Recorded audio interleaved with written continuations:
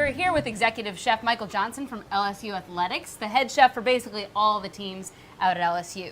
Today we're going to be cooking up swordfish, which is actually a very popular fish in Louisiana. Fun to catch as well. Absolutely, and I don't think a lot of people know how abundant they are in the Gulf of Mexico. This piece we have here was actually caught on the charter I work for about a couple weeks ago. It's one of my favorite fishes to eat. I think it's very versatile. Absolutely. And I think it's a very simple fish as well. Yeah, it doesn't take much. You know, I like the texture of swordfish. Absolutely. It's one of the few pieces of fish that you can throw on a nice hot grill and it's going to tolerate it without falling apart.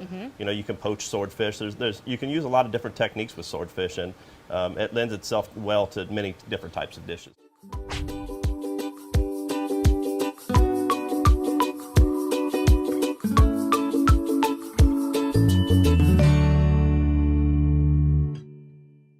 So how are we going to cook this today?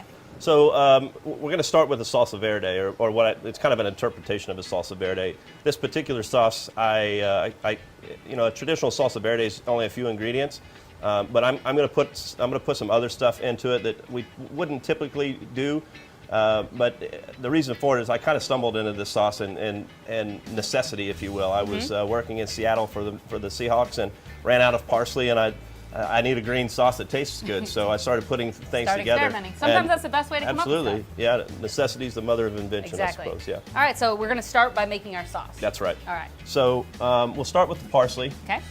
We'll put some of that in. How much is that? About 2 cups? Yeah, it'll be about a cup and a half. I'm not going to use all of it, and we can add some more in. This is actually spinach, and the reason I use spinach is if we put too much spice into it, garlic, shallots, so on and so forth. So, you know, 5 or 6 cloves of garlic. I like more, but not everybody is. Some people don't like vampires. So, shallots, which I already chopped up a little bit. I'm not putting as much shallot into it as a normal dish because I'm going to put some green onions in as well. Here, I actually have a celery heart, and I like how it goes bitter to sweet in a celery heart. And then I have a little poblano pepper here that we're going to spice it up just a touch, and we can add in or take away or whatever. But if we're cooking with an olive oil, we'll use one. But for something like this, where it's going to go without being heated, extra virgin. That's right, absolutely. And so I'm going to start a little bit just to kind of give it a little bit of lubrication and make it wet so that everything chops up. Okay. But we're probably going to end up with, you know, a few tablespoons of olive oil. Now as that spins, I'm going to continue to add olive oil until we get it to the consistency that we're looking for. So you can see as it continues to liquefy, it's just a little bit looser than that. Okay, so that looks good. So Pecorino Romano, and I'm going to put it in just as so. I'm going to wait to season the sauce until after I add the cheese. Okay. And the reason for that is Pecorino is kind of a salty cheese, right? So as we put it in, we're going to rely on it to be somewhat of the seasoning for the sauce, and then we'll season after. Oh, you can already see it thickening up. Yeah. Let's open it up. This is when you want to have smell-o-vision. That looks really good. That smells quite nice. So with this piece of swordfish, I brought it to you like this because it was pre-frozen. I always keep the skin on when I package fish. Yep. Because you just cut it off and it preserves the meat a little better. That's right. And there's not a lot of bloodline in a swordfish, so it's really easy to clean. This piece right here is pretty much the only part you have to take out. Yep. This is actually one of my dad's favorite fish. He said he would take a swordfish steak over a beef steak. I love swordfish, and you know, there's not much loss there. No. I think you pointed out earlier, it has a really nice, really good yield. Swordfish has high yield. And it freezes well too. It does, yeah. To portion it, just cut it straight down the middle. So I have this this rub or this seasoning that I kind of like. It has Calabrian chili in it. It has kosher salt. It's a touch spicy. It's also earthy. It's got black garlic in it, which is kind of unique. And I also put a little bit of its powder version apple cider vinegar. Okay. And it adds a little tartness to it.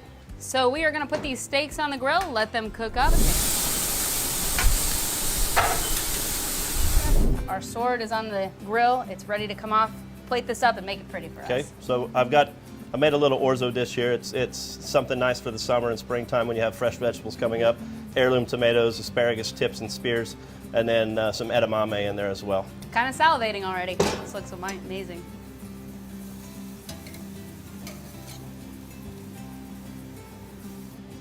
There's our swordfish steaks.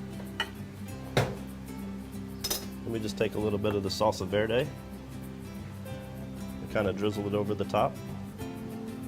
And it's okay if you get the salsa verde in with the pasta. It actually kind of mellows it out a little bit.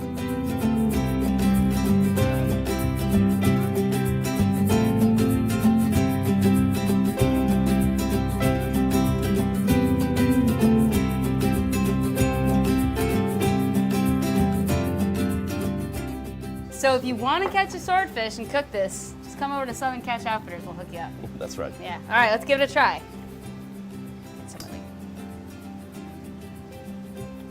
Ooh, it's nice. Looks good.